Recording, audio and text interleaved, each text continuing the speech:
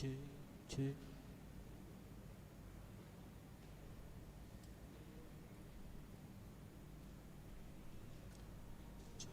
Cek, cek.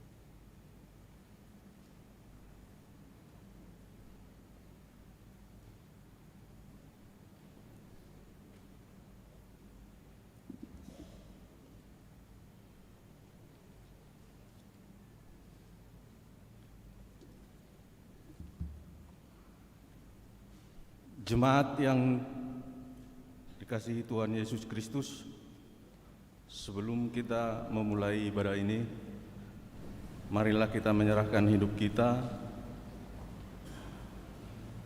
bagi Tuhan dengan doa. Kita berdoa.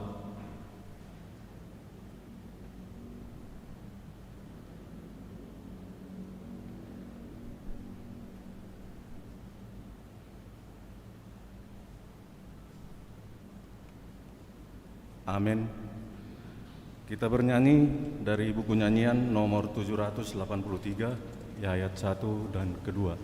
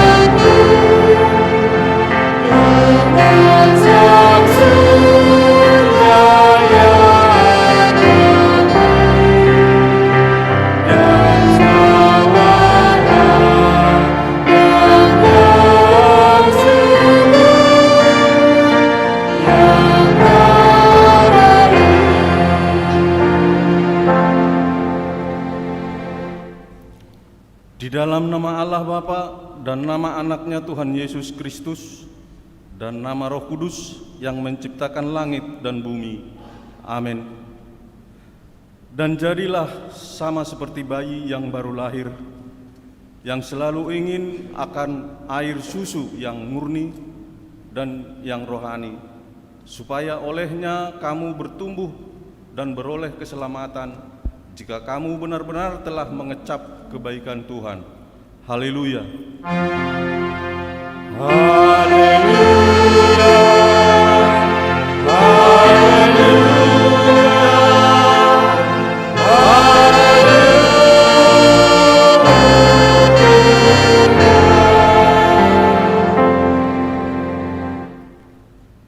Ya Tuhan Allah yang Maha Pengasih, firman-Mu mengatakan bahwa kami menderita dan mati bersama-sama dengan anak-Mu Yesus Kristus Tuhan kami, supaya kami bersama dengan Dia di dalam kemuliaan.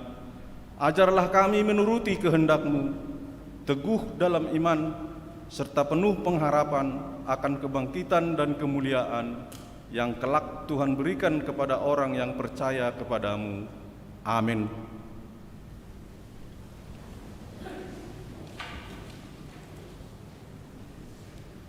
Kita bernyanyi.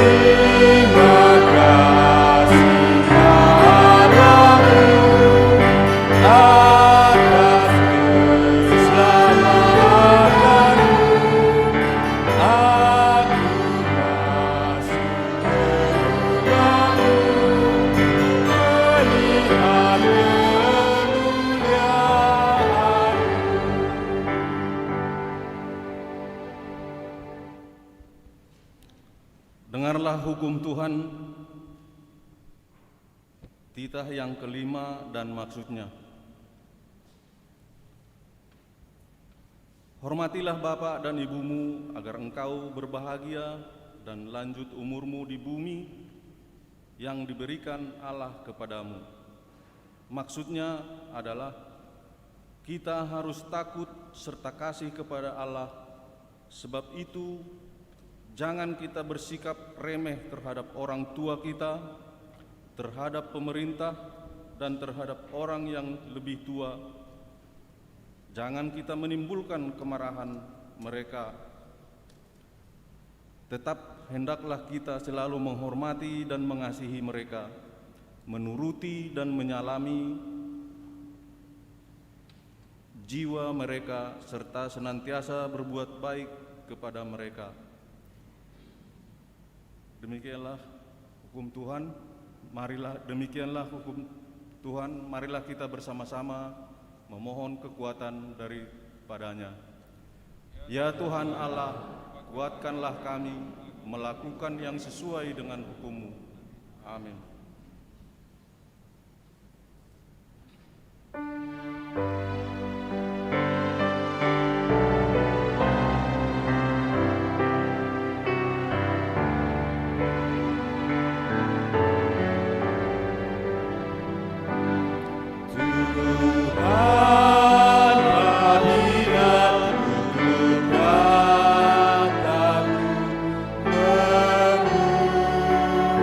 Sakit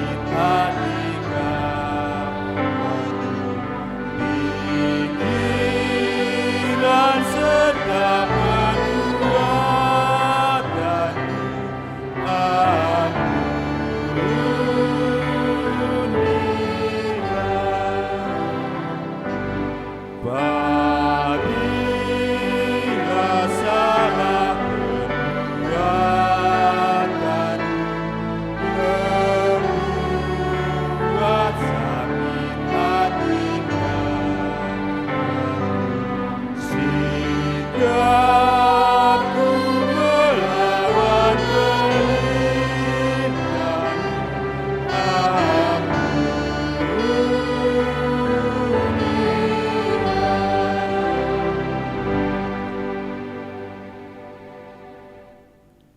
Marilah kita merendahkan diri untuk mengaku dosa kita. Ya Tuhan kami yang Maha Kasih dan Maha Kudus, Bapa kami di dalam Yesus Kristus, setiap kami datang ke hadapan-Mu, kami merasa bahwa kasih-Mu sangat kami butuhkan. Karena itu, kami datang merendahkan diri hari ini kepada-Mu dan mengaku bahwa kami sering seperti domba yang sesat, menyimpang dari jalan yang benar. Janganlah Engkau mengucilkan kami dari hadapan-Mu oleh karena dosa dan pelanggaran kami, karena Engkau tidak menginginkan kematian dari orang fasik, melainkan Engkau menginginkan pertobatannya agar dia selamat. Ampunilah segala kesalahan dan pelanggaran kami dengan perantaraan penghulu kami yang tunggal itu, Anak-Mu Tuhan Yesus Kristus. Tetapkanlah anugerah-Mu bagi kami dengan perantaraan kesaksian dan kuasa Roh Kudus, supaya kami terhibur dan datang memanggil Engkau, dan agar segala perbuatan dan kelakuan serta pikiran kami menjadi kemuliaan bagi nama-Mu yang kudus itu. Amin.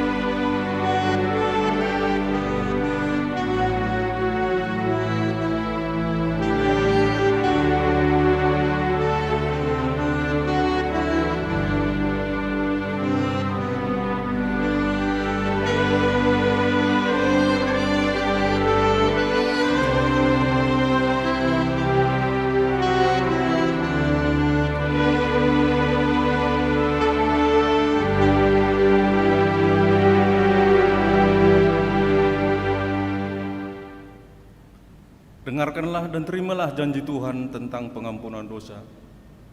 Ya Tuhan Allah Bapa kami yang Maha Kuasa dan Pengasih, Engkau tidak berkenan kepada kematian orang fasik, melainkan Tuhan berkenan kepada pertobatan orang fasik dari kelakuannya ke jalan yang benar, supaya ia hidup.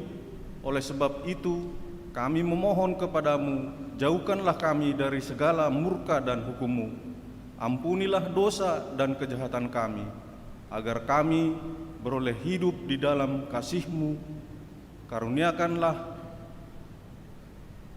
kami kekuatan, agar tetap kuat dan kokoh di dalam Anak-Mu Yesus Kristus Tuhan kami. Amin.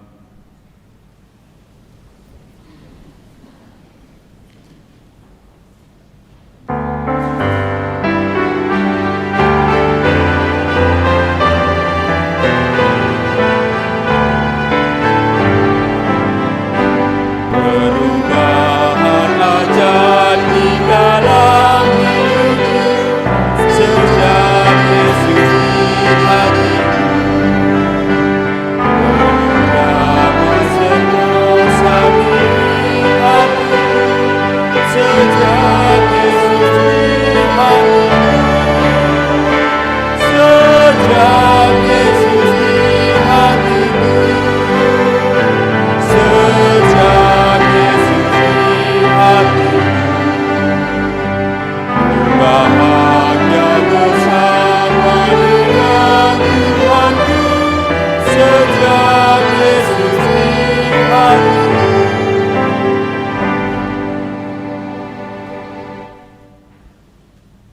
Epistel minggu kita hari ini. Firman Tuhan pada minggu kita hari ini tertulis di Amsal 17 ayat 17 sampai 20. Kita baca secara responsoria. Seorang sahabat menaruh kasih setiap waktu dan menjadi seorang saudara dalam kesukaan. Orang yang tidak berakal budi ialah dia yang membuat persetujuan, yang menjadi pemanggung bagi sesamanya. Siapa suka bertengkar, suka juga kepada pelanggaran. Siapa memewahkan pintunya mencari kehancuran. Orang yang serong hatinya tidak akan mendapat bahagia. Orang yang memutar-mutar lidahnya akan jatuh ke dalam celaka. Demikianlah pembacaan firman Tuhan. Berbahagialah orang yang mendengar firman Tuhan serta memeliharanya. Amin.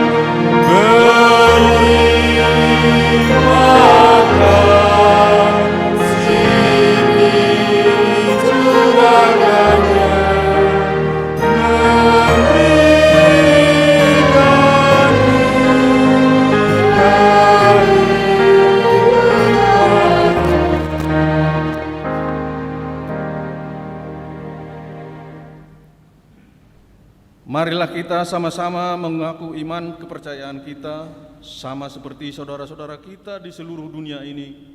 Kita mengucapkannya bersama-sama. Aku percaya kepada Allah, Bapa yang Maha Kuasa, Khalik langit dan bumi. Aku percaya kepada Yesus Kristus, Anaknya yang tunggal Tuhan kita, yang dikandung daripada Roh Kudus, lahir dari anak darah Maria, yang menderita sengsara di bawah pemerintahan Pontius Pilatus, disalibkan, mati dan dikuburkan, yang turun ke dalam kerajaan maut, pada hari yang ketiga bangkit pula dari antara orang mati, naik ke surga, duduk di sebelah kanan Allah, Bapa yang Maha Kuasa. Dari sana akan datang kelak untuk menghakimi orang yang hidup dan yang mati. Aku percaya kepada Roh Kudus dan adanya satu gereja yang kudus, persekutuan orang kudus, pengampunan dosa, kebangkitan daging, dan hidup yang kekal. Amin.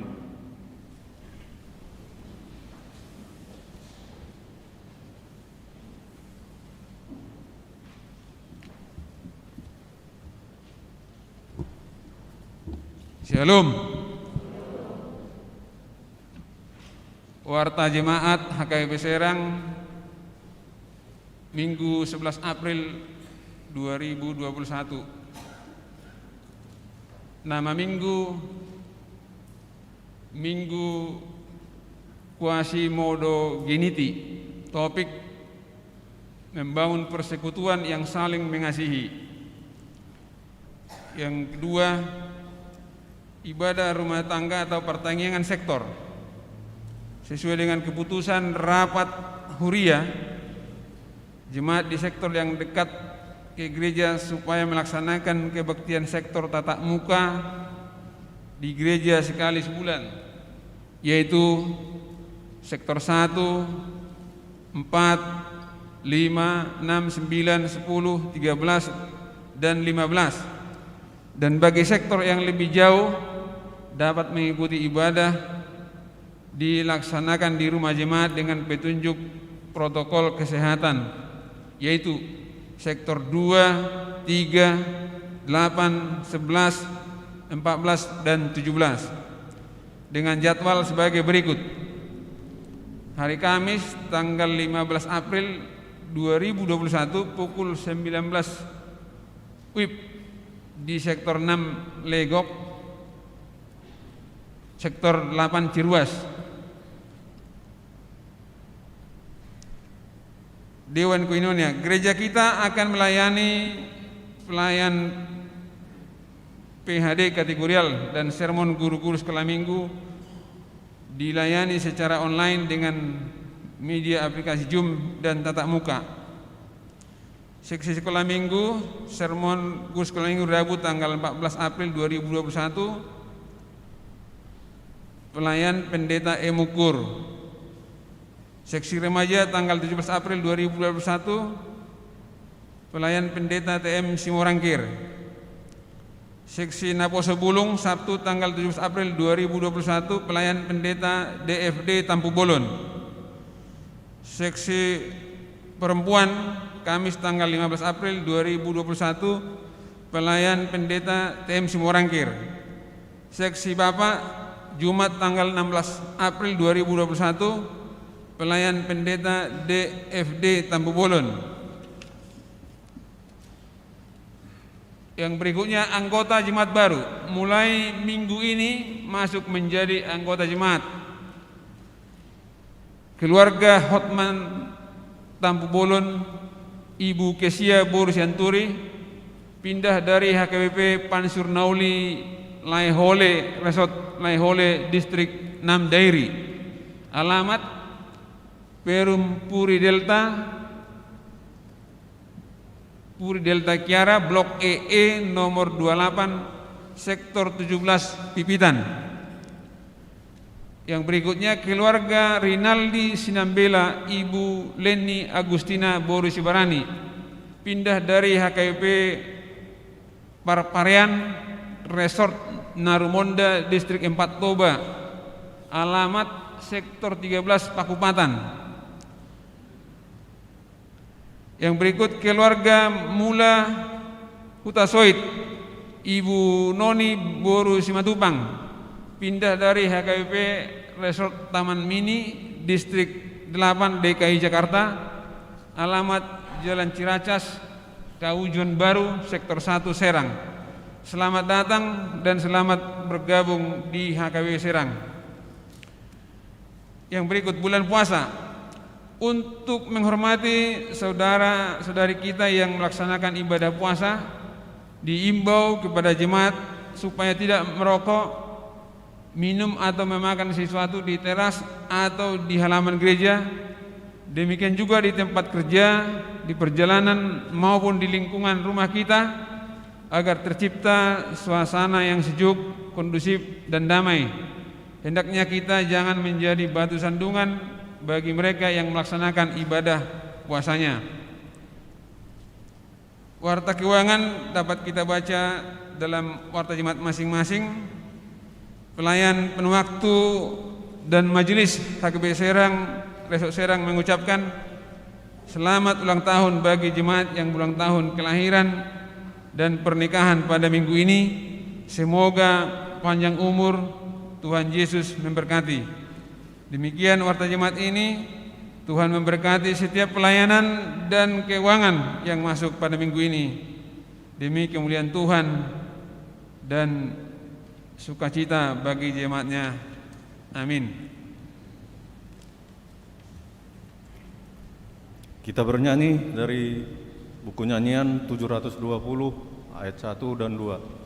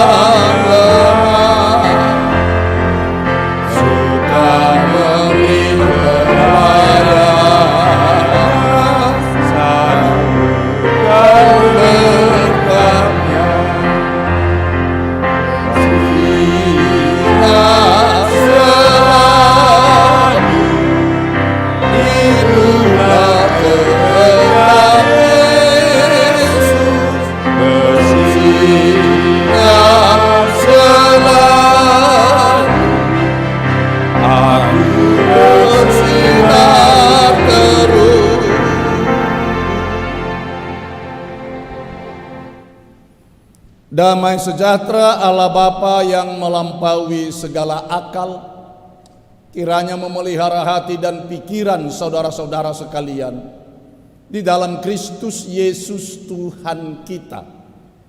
Amin.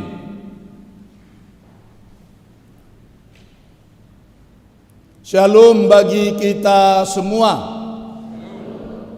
Jemaat yang dikasihi Kristus yang berada di gereja ini, demikian juga saudara kami yang terkasih dan yang dikasihi Kristus yang sedang berada di rumah masing-masing yang mengikuti ibadah ini dengan live streaming. Kita akan mendengarkan firman Tuhan yang menjadi khotbah bagi kita, yaitu dari kitab Kisah Para Rasul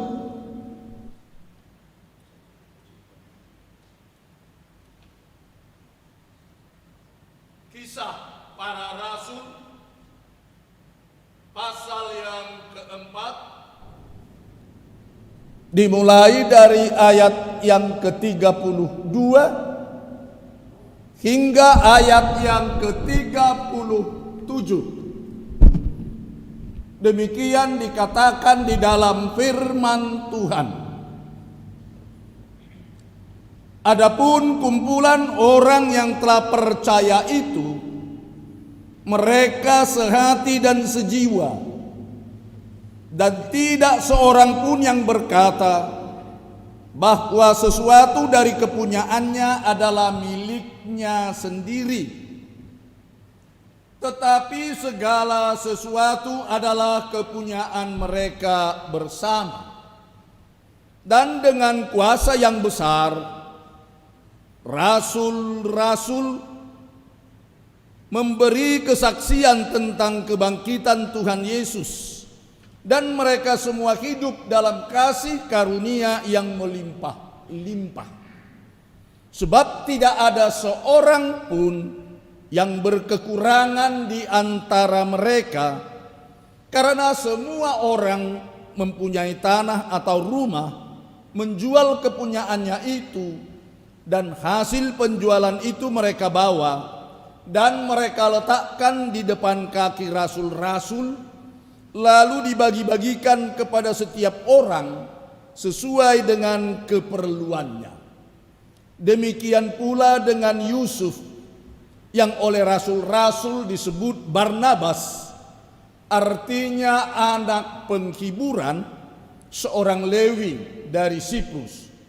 Ia menjual ladang miliknya, lalu membawa uangnya itu dan meletakkannya di depan kaki rasul-rasul.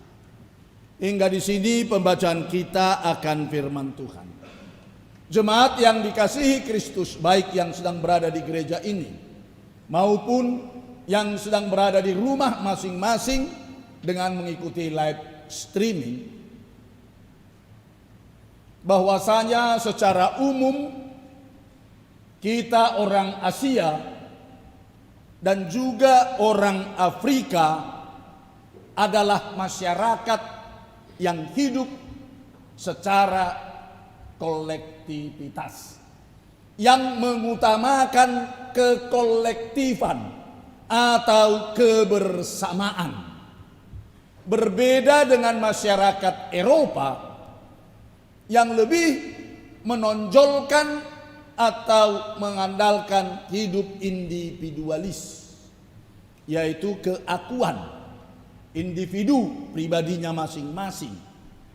Kalau kita masyarakat Asia, Afrika termasuk Indonesia dan juga orang Batak, itu mengutamakan kolektif.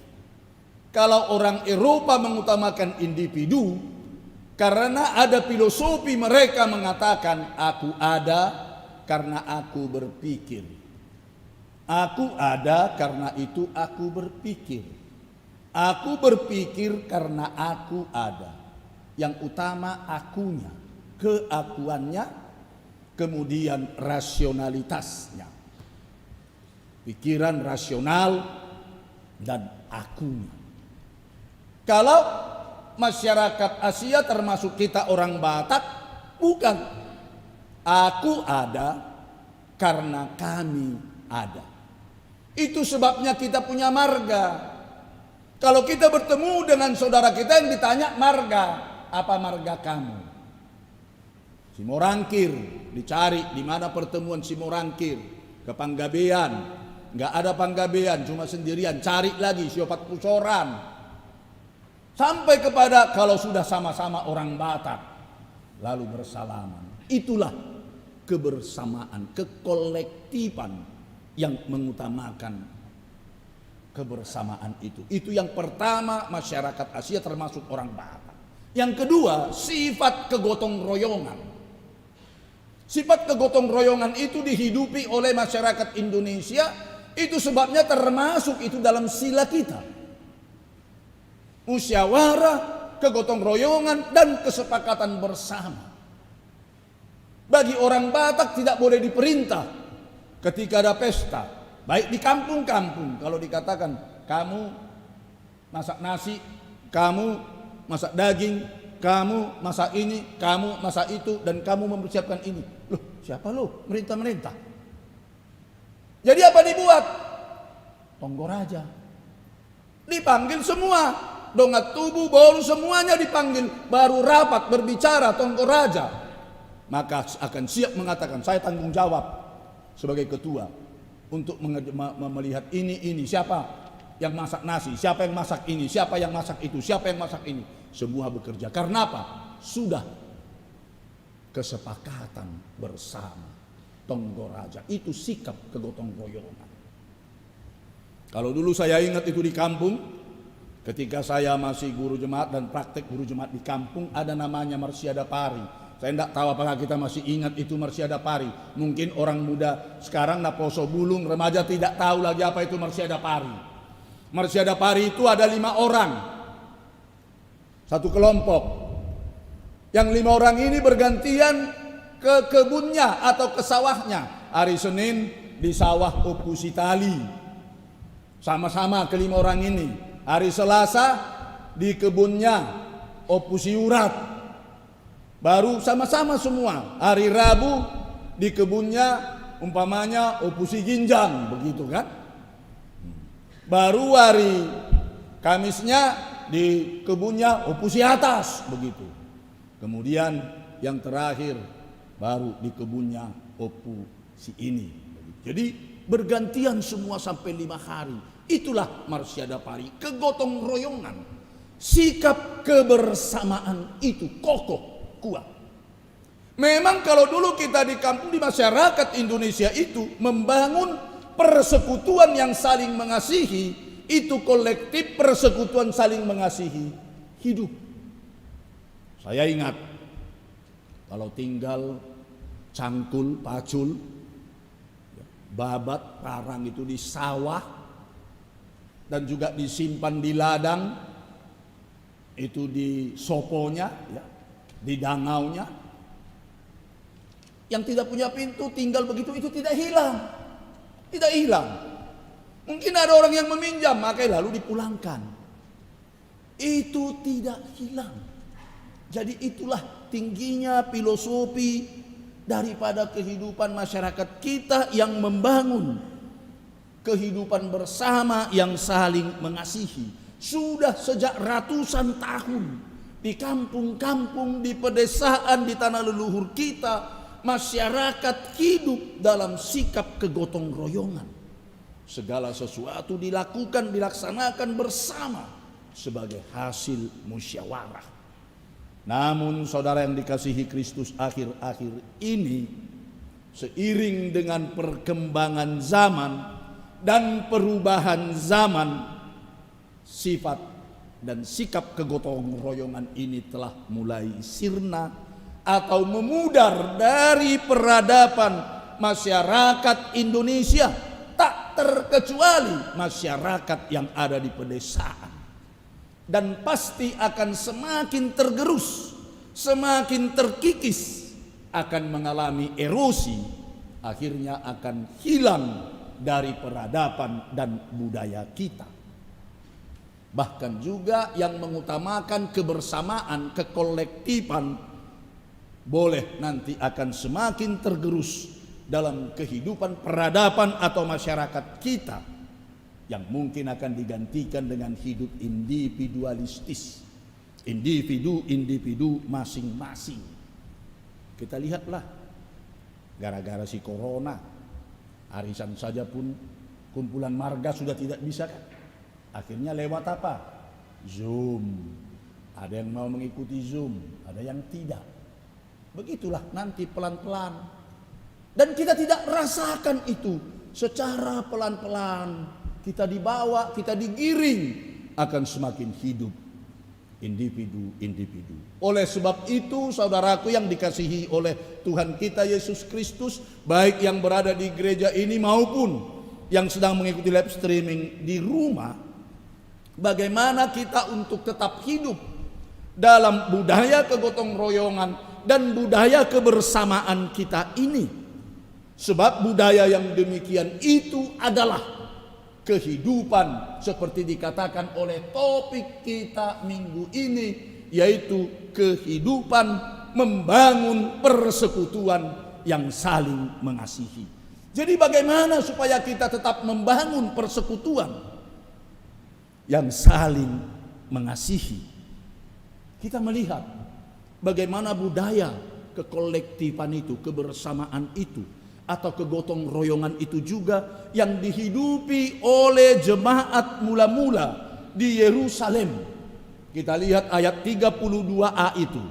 Dikatakan di sana ayat 32a, adapun kumpulan orang yang telah percaya itu, mereka sehati, sejiwa. Adapun kumpulan orang yang telah percaya itu, mereka sehati, sejiwa. Kumpulan persekutuan atau komunitas orang percaya atau jemaat mula-mula Kristen perdana di Yerusalem, kehidupan mereka yaitu kehidupan kebersamaan, kekolektifan yang digambarkan dengan kata sehati dan sejiwa. Jika dikatakan sehati dan sejiwa, saroha itu sehati, Kalau dikatakan sejiwa, boleh dia sapa kilalaan. Satu perasaan. Itu yang dihidupi oleh masyarakat kita dulu. Saya tidak tahu apakah kita masih mengenal sapa. Maaf ya, bagi orang muda mungkin tidak mengenal lagi apa itu sapa. Sapa itu adalah sebuah alat tempat makan dulu yang dari kayu dikorek sehingga dia punya pinggiran agak tinggi, lalu dalam itu dituang di sana nasi, dituang di sana sayur, dua dibuat ikan, kemudian sambil semua keluarga mengambil masing-masing. Itu sapa. Semua makan dari satu sapa. Makan mereka. Mungkin yang jatuh dari, maaf ya, mulut anaknya dimakan bapak, yang jatuh dari mulut ibu dimakan anak. Begitu. Sapa itu. Sehingga ketahuan semua, kalaupun abang dan adik sedang berkelahi di luar siangnya, itu akan ketahuan malamnya. Mungkin si abang akan mencubit tangan adiknya sehingga ditarik, kemudian kena pinggiran sapa, lalu sapa terbalik, nasi tumpah, ketahuan, bisa diperbaiki. Lalu kemudian kita beralih kepada piring, masing-masing egonya, masing-masing ambil, dan kita tidak tahu lagi bagaimana perkelahian si abang dan si adik. Begitulah secara pelan-pelan. Dan filosofi sapa itulah yang dikatakan sapa kilalaan, sapa radatan, sapa saoran.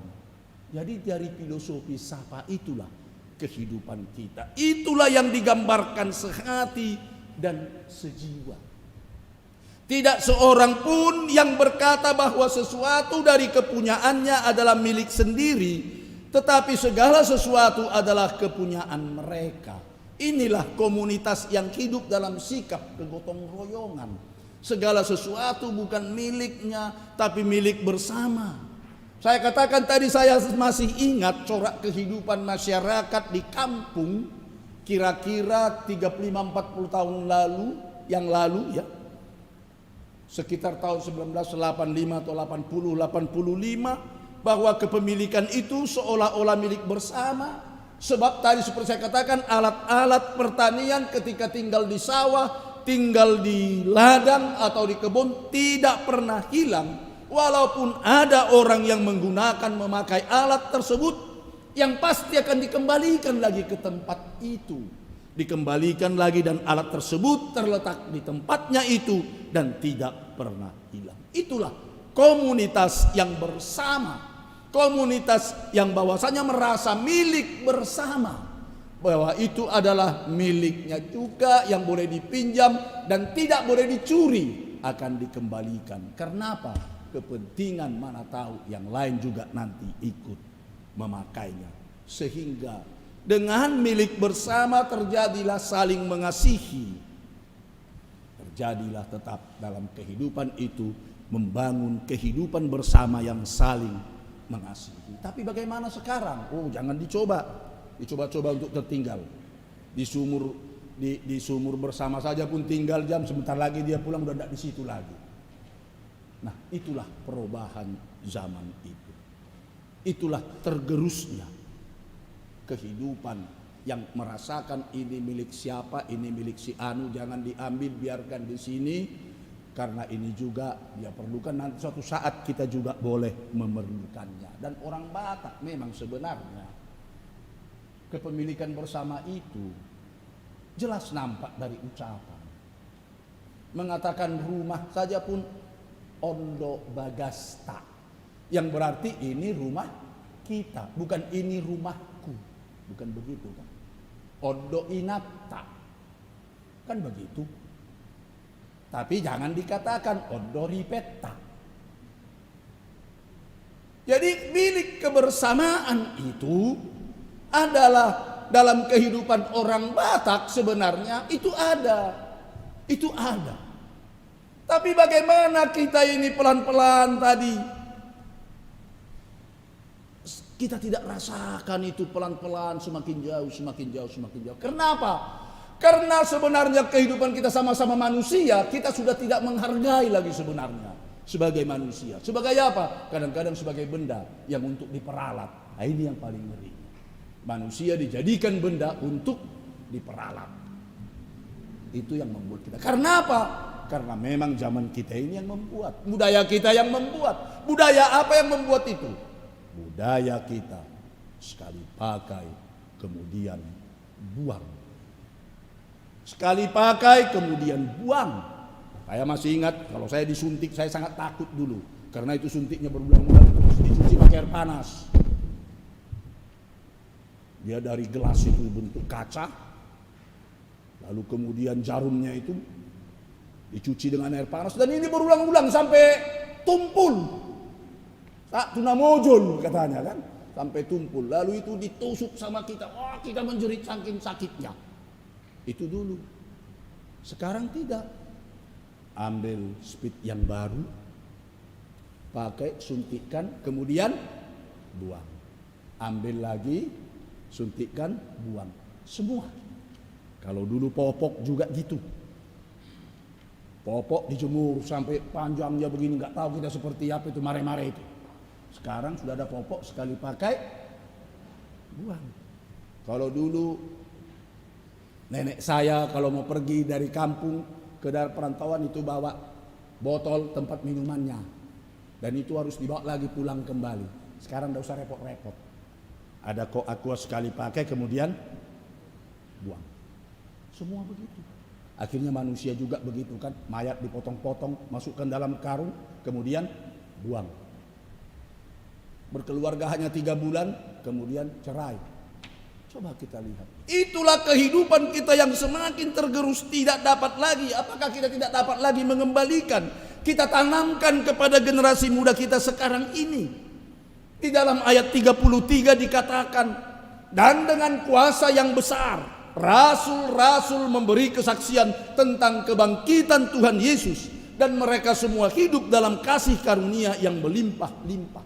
Apakah kita sekarang ini, baik gereja, baik keluarga, sudah tidak mampu lagi untuk memiliki kuasa hidup dalam kasih karunia yang melimpah-limpah? Di negeri tercinta kita ini kita tidak dapat lagi, terutama kantong-kantong Kristen. Apakah ini tidak bisa kita bangun lagi? Coba kita lihat di ayat 34 dan 35 dikatakan, sebab tidak ada seorang pun yang berkekurangan di antara mereka, karena semua orang yang punya tanah atau rumah menjual kepunyaannya itu, dan hasil penjualan itu mereka bawa dan mereka letakkan di depan kaki rasul-rasul, lalu dibagi-bagikan kepada setiap orang sesuai dengan keperluannya.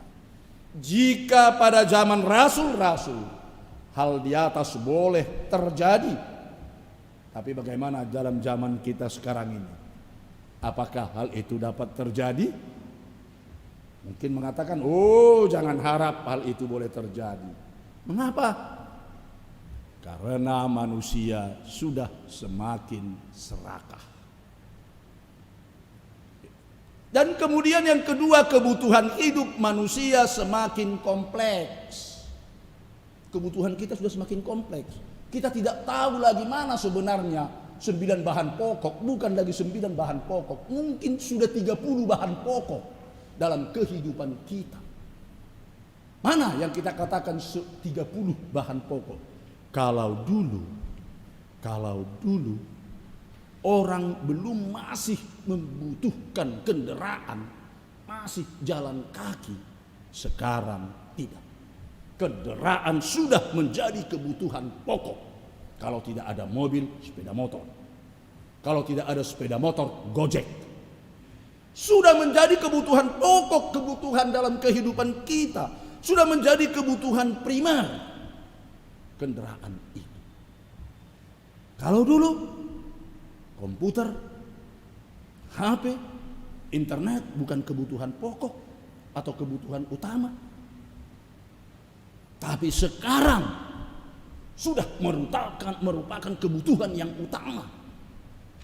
Kalau dahulu kuota, paket data, pulsa itu bukan kebutuhan utama. Sekarang sudah kebutuhan primer. Tidak ada paket sama kuota pun. Dia akan mencari sampai kemana supaya bisa beli paket data atau kuota.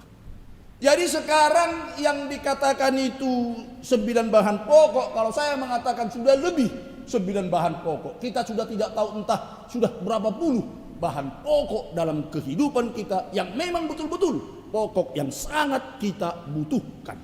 Jadi kebutuhan kita semakin kompleks sehingga semua kebutuhan-kebutuhan itu jelas-jelas memerlukan uang yang mengakibatkan kita semakin pelit dan semakin sulit memberi. Bahkan tidak terkecuali dalam memberikan persembahan kepada Tuhan melalui ibadah. Lagu yang kita nyanyikan waktu sekolah minggu, persembahan kami sedikit sekali, terus kita lanjutkan sampai kita tua. Persembahan kami sedikit sekali, terus kita sampai nanti lansia dan sampai mau mati. Persembahan kami terus sedikit sekali. Mengapa tidak kita rubah? Bukan persembahan kami sedikit sekali, jangan lagi itu kita nyanyikan. Persembahan kami cerminan berkat-Mu, kiranya Tuhan terimalah dengan senang hati. Cerminan berkat Tuhan yang kita terima, kita cerminkanlah itu lewat persembahan kita.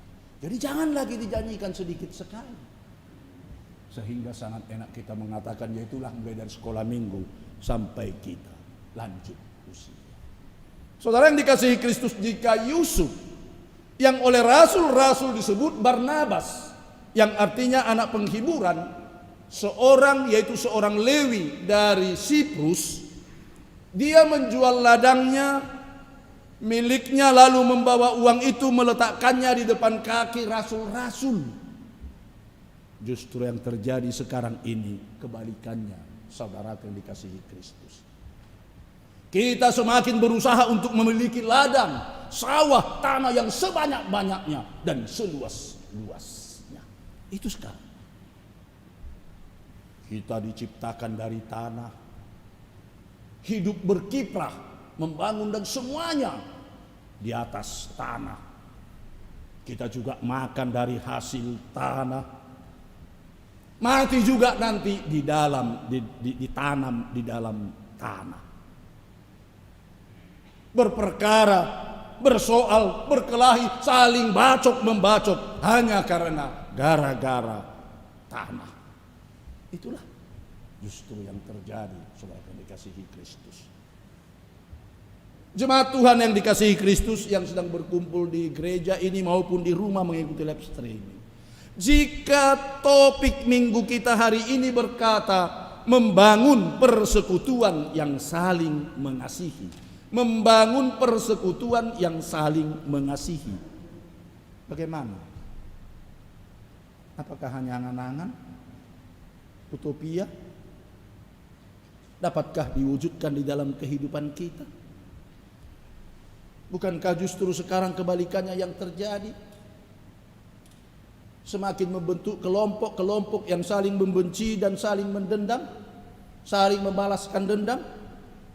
Oleh sebab itu, melalui renungan kita hari ini, khotbah kita dan minggu kita, mari kita saling introspeksi diri agar tidak terjadi orang-orang yang lain di bibir, lain di hati, yang berkata begini tapi berbuat begitu, yang tidak menyatu perkataan dengan tindakan, yang bisa nanti akan melahirkan sinisme agama, atau mungkin akan melahirkan hipokrit yang sejati, orang-orang munafik yang sejati.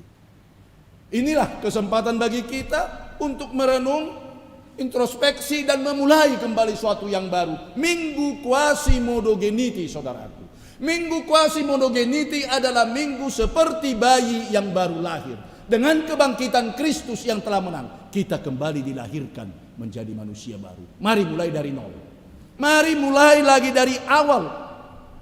Minggu kita ini mengajak kita semua untuk kembali menata kehidupan kita, membangun persekutuan yang saling mengasihi. Dimulai dari mana? Kita mulai dari keluarga kita masing-masing, dari diri kita masing-masing, mulai dari keluarga kita masing-masing. Kita bangun persekutuan yang saling mengasihi. Kita bangun persekutuan yang saling mengasihi di tempat sektor-sektor kita, dan kita bangun juga persekutuan yang saling mengasihi di tengah-tengah jemaat ini. Minggu Kuasi Monogeniti, mari kita mengajak kita menata kembali dari awal. Selamat membangun persekutuan yang saling mengasihi. Tuhan memberkati. Amin. Terima kasih Tuhan yang telah menyapa kami melalui firman-Mu, agar kami hidup di dalam persekutuan, membangun persekutuan yang saling mengasihi. Kami melihat zaman yang semakin menggiring kami kepada kehidupan egosentrisme dan individualisme. Oleh sebab itu, Bapa Sorgawi, berkati firman-Mu di Minggu Kuasi Monogeniti. Seperti bayi yang baru lahir, kami telah dilahirkan kembali dan akan mau menata kehidupan kami kembali untuk membangun persekutuan yang saling mengasihi. Terima kasih Tuhan. Berkati kami yang beribadah saat ini, baik yang berada di gereja ini maupun di rumah kami masing-masing, sehingga kami beroleh sukacita yang luar biasa daripada Engkau. Berkati seluruh pelayan yang telah melayani ibadah ini, mulai dari Hareta, demikian juga song leader, demikian juga para pemusik, pemain musik, demikian pula pengumpul persembahan, baca warta, liturgis, dan pembawa firman. Semuanya kami yang hadir juga di sini, di gereja ini maupun yang mengikuti ibadah live streaming di rumah masing-masing. Biarlah semuanya ibadah kami ini menjadi pujian, persembahan kami yang harum kepada. Terima kasih Tuhan. Berkati juga warga jemaat-Mu yang berulang tahun, mulai hari ini hingga hari Sabtu yang akan datang. Beri panjang umur, kesehatan, jauhkan segala penyakit dan mara bahaya. Berkati keluarga yang berulang tahun, menjadikan rumah tangga mereka menjadi rumah tangga sukacita dan bersaksi di tengah-tengah dunia. Bebaskan kami Tuhan dari virus pandemi COVID-19 melalui usaha pemerintah, baik melalui protokol kesehatan. Demikian juga kami yang telah divaksin.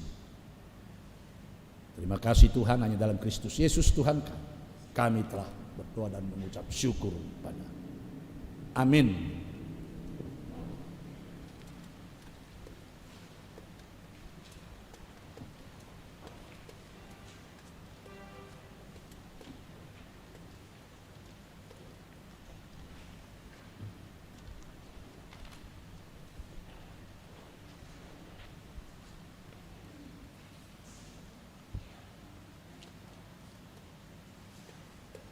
Kita bernyanyi dari buku nyanyian 802 ayat 1 sambil mengumpulkan persembahan.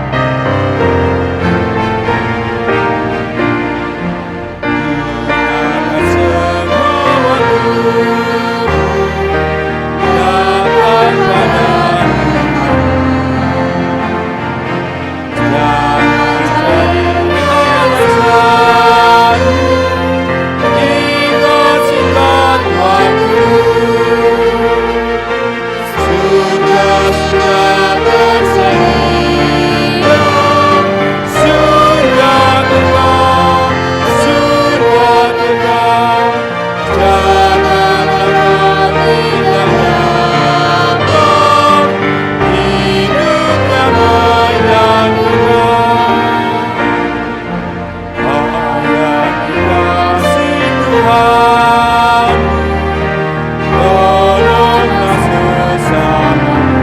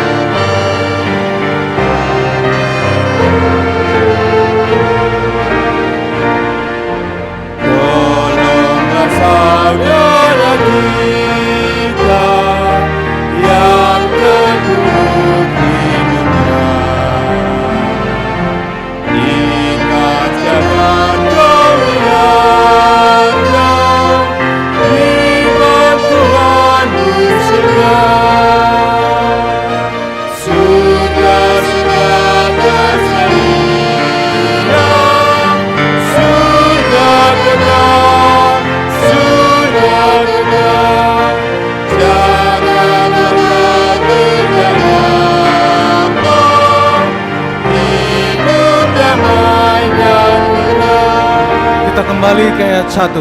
Gunakan semua waktu, datang pada Tuhan.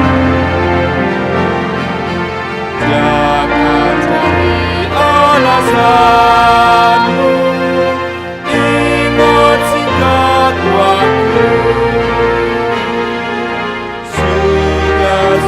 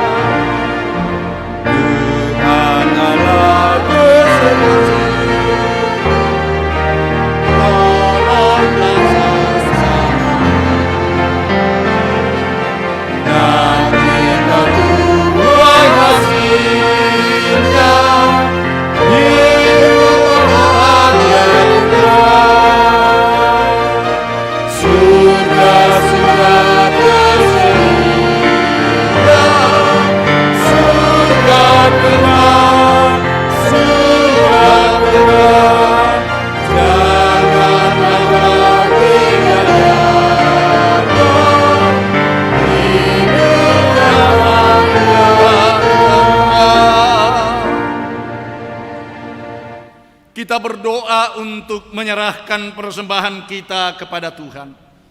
Ya Allah Bapa kami yang di sorga, kami mengaku bahwa Tuhan adalah sumber dari segala karunia yang melimpah dalam kehidupan kami pribadi lepas pribadi. Sebahagian daripada karunia itu kami serahkan kembali sebagai persembahan hati kami kepada Tuhan. Terima dan berkatilah persembahan umat-Mu ini, agar menjadi dupa yang harum di hadapan-Mu dan dapat kami pergunakan untuk pekerjaan dan pelayanan kerajaan Tuhan di dunia ini. Bukalah hati kami untuk mengenal betapa banyak berkat dan karunia yang kami peroleh dari Tuhan, supaya kami senantiasa bersyukur kepadamu. Di dalam nama Yesus Kristus Tuhan kami, amin.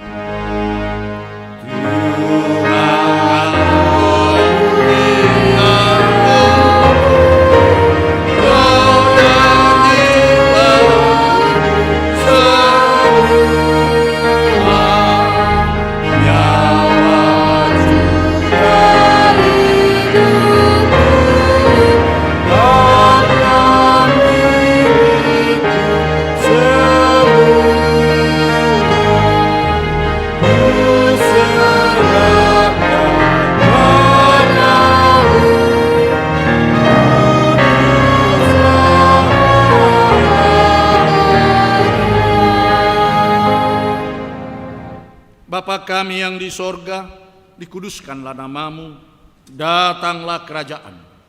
Jadilah kehendak-Mu di bumi seperti di sorga. Berikanlah kami pada hari ini makanan kami yang secukupnya.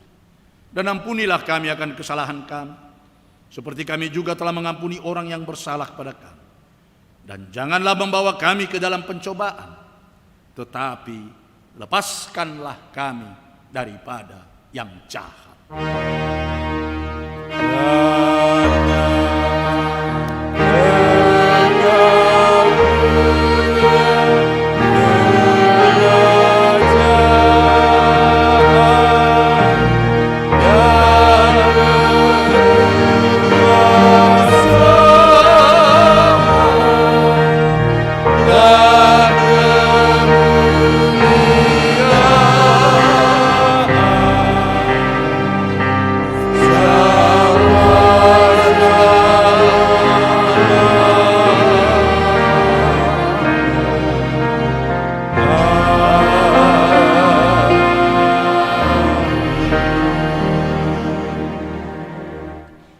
Pulanglah dengan sejahtera dan terimalah berkat Tuhan.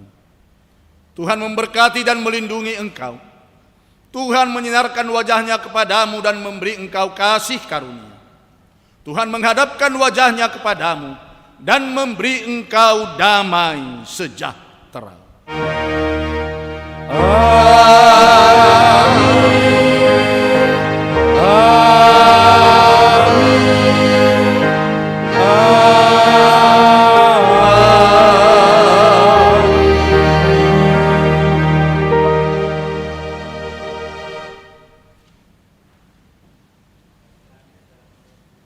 Selamat hari Minggu bagi kita semua. Terima kasih.